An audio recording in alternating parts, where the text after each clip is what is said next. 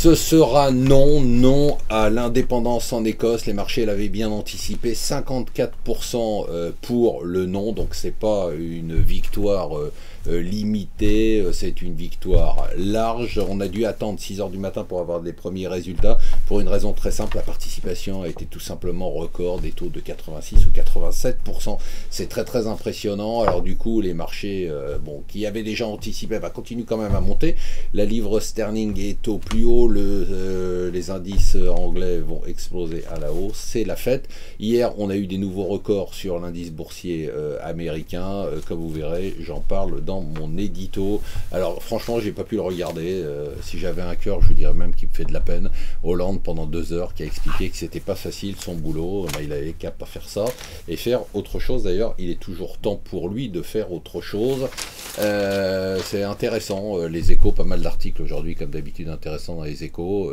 Globalement, il nous explique que c'est plus la peine d'espérer quoi que ce soit de la Suisse.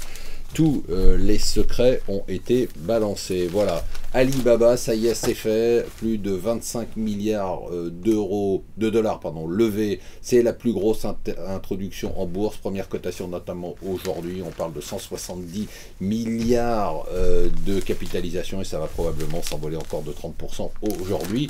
Le patron, nous dit Financial Times, n'est pas un patron, c'est un showman, tout simplement. Les impôts locaux, nous disent les Échos, globalement, pour l'instant c'est la pause, mais derrière ça va augmenter. Voilà, ça c'était la bonne nouvelle du jour.